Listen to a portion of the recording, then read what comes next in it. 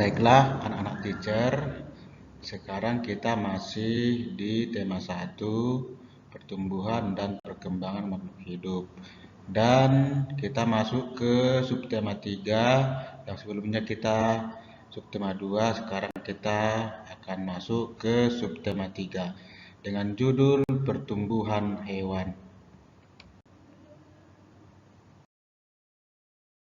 Okelah anak-anak teacher, sekarang kita belajar di pembelajaran yang pertama, yaitu muatan bahasa Indonesia.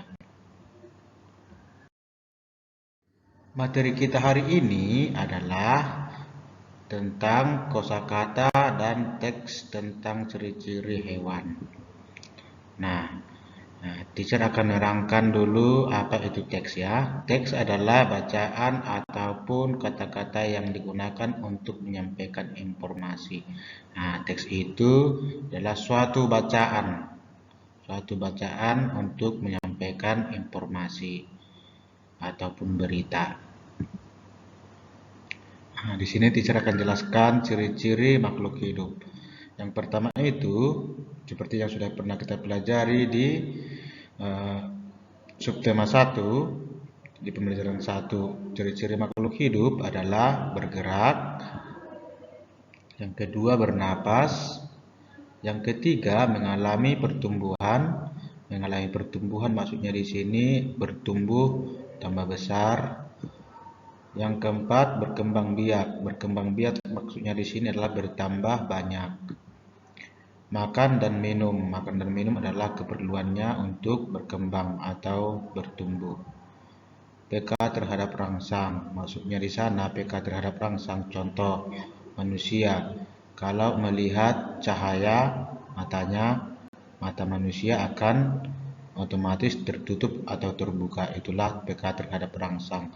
Contoh lain, kalau dingin, cuaca dingin, kita pasti merasa kedinginan. Itulah PK terhadap rangsang.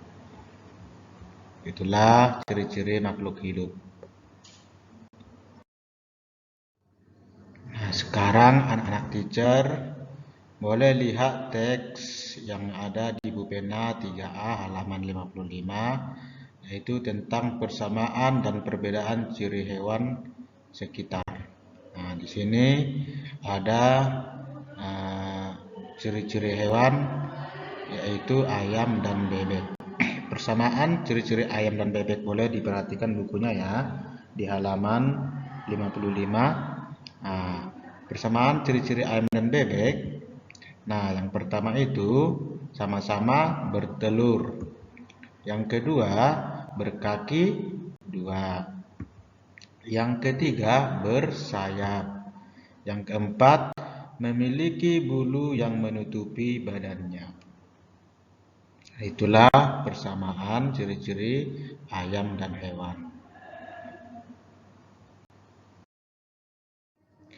Nah, sekarang kita masuk ke perbedaan ayam dan bebek. Nah, ayam memiliki paruh yang lancip. Yang kedua, kaki berceker supaya bisa mencakar tanah untuk mencari makanan. Nah, untuk bebek, perbedaannya ke perbedaan bebek sama ayam. Nah, yang pertama itu paruh lebar. Nah, paruh, ya, perhatikan gambarnya ya. Paruh ayam sama bebeknya beda ya. Paruh bebek lebih lebar. Nah, yang kedua, kaki terdapat selaput supaya bisa berjalan di lumpur. Nah, perhatikan kaki ayam sama kaki bebeknya beda kan? Kalau kaki ayam dia tidak mempunyai selaput, sedangkan kaki bebek mempunyai selaput. Gunanya untuk bisa berjalan di lumpur. Oke, itulah penjelasan tentang perbedaan ayam dan bebek dan juga persamaan ayam dan bebek. Nah, Sekian materi kita hari ini. Sampai jumpa dalam materi selanjutnya. Oke, nanti penugasannya akan teacher kirimkan melalui WA grup kita masing-masing. Sampai di sini materi kita hari ini. Terima kasih. Tuhan Yesus memberkati kita semua. Baiklah anak-anak teacher semuanya, kita akan masuk ke muatan SPDP. Mohon anak-anak teacher mempersiapkan buku bupenanya dan buku kreasi seni budaya.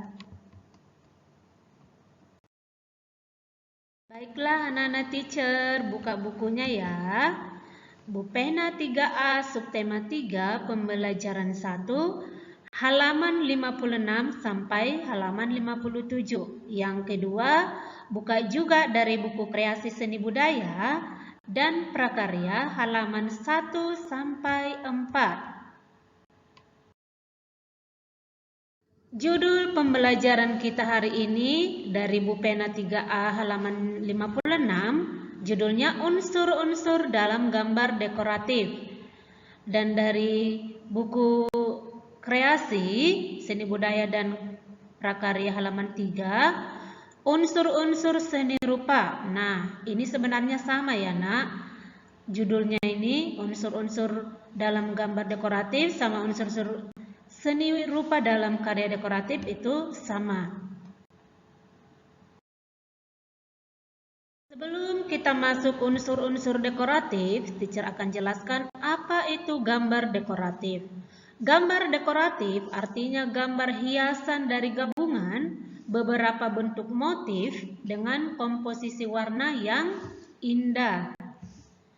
Gambar dekoratif dapat kita temukan pada kain tradisional seperti kain batik atau kain tapis dan juga pada guci. Nah, sekarang kita akan masuk ke unsur-unsur gambar dekoratif. Yang pertama, ada titik. Anak-anak teacher tentunya sudah tahu kan semua bagaimana bentuk titik, ya.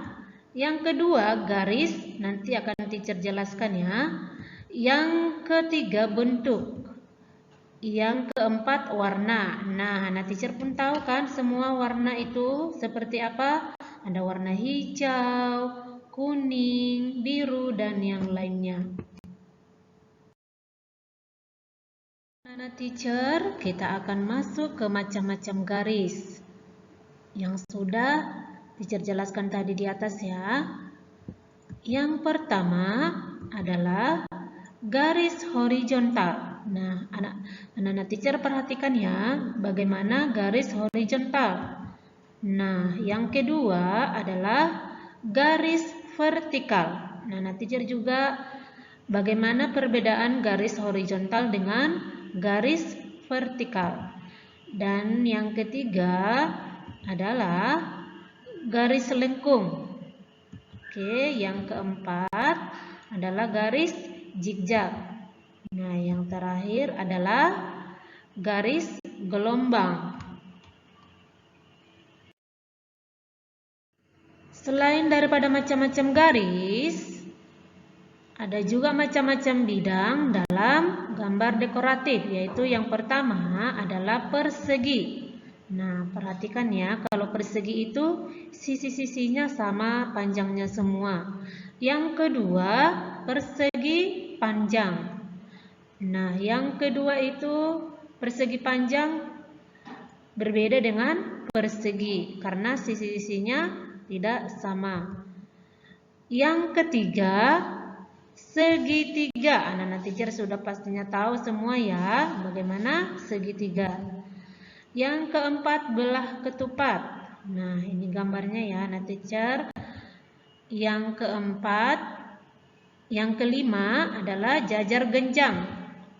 Oke, perhatikan gambarnya bagaimana bidang jajar genjang. Yang berikutnya adalah segi lima. Nah, anak-anak teacher perhatikan semuanya bagaimana bentuk segi lima. Sisi-sisinya ada 5. Yang terakhir adalah bintang. Tentunya anak-anak teacher sudah tahu semua bagaimana bentuk bintang ya.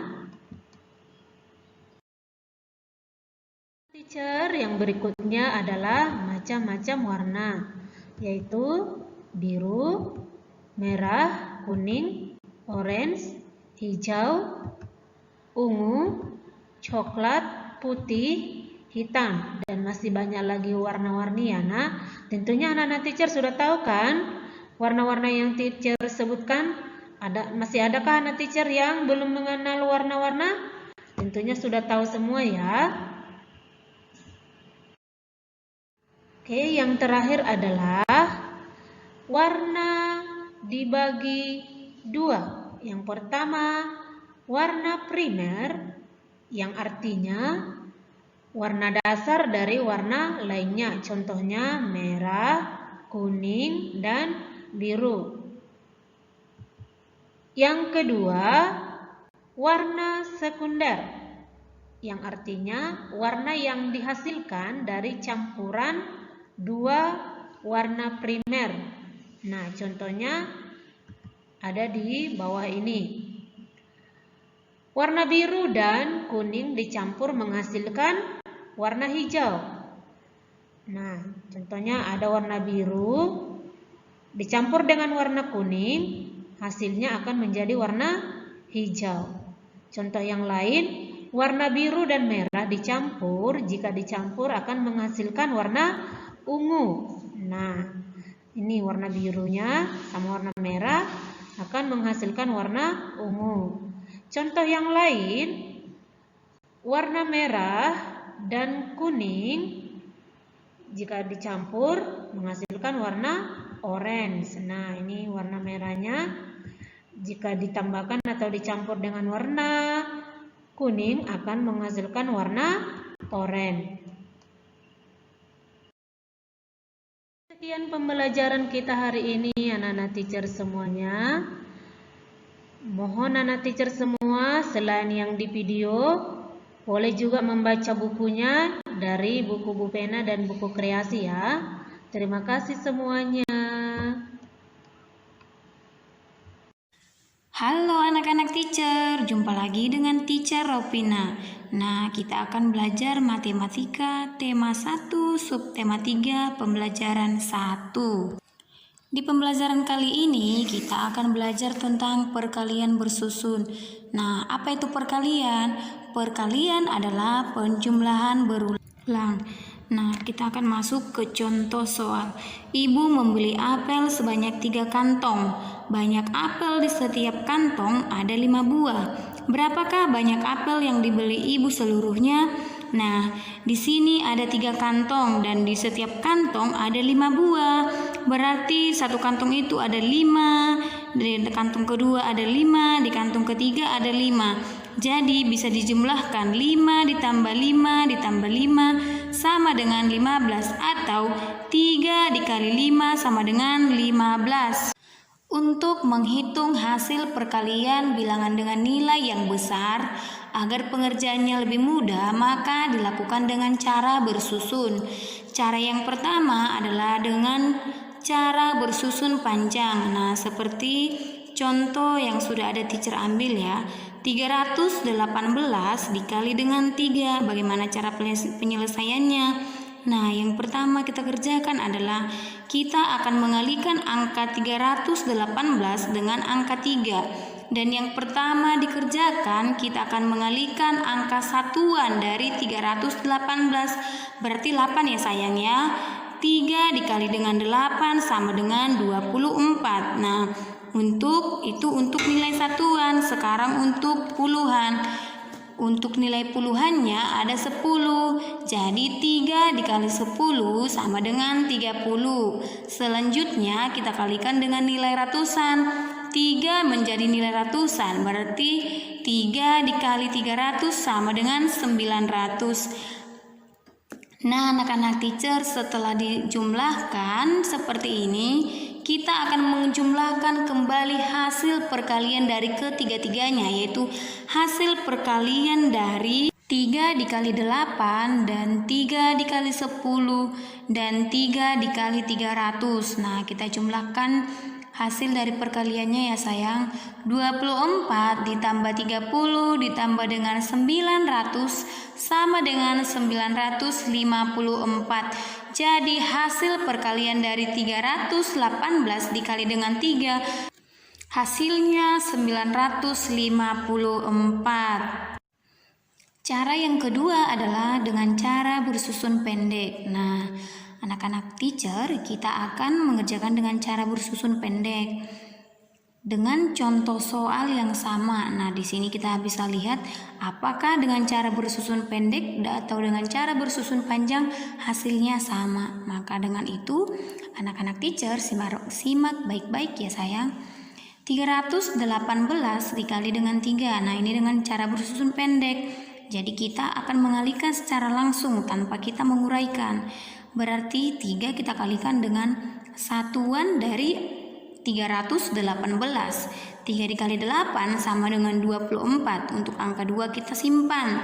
Sekarang kita kalikan dengan puluhan. 3 dikali 1 sama dengan 3. Ditambah tadi angka yang disimpan ada 2. 3 ditambah 2 menjadi 5. Dan yang terakhir dengan ratusan. 3 dikali 3 sama dengan 9. Jadi hasil dari perkalian dari 318 dikali 3 dengan cara bersusun pendek hasilnya sama juga 954. Nah, demikian yang bisa teacher jelaskan. Sampai bertemu di pelajaran berikutnya. Tuhan Yesus memberkati. Terima kasih. Demikianlah pembelajaran kita untuk hari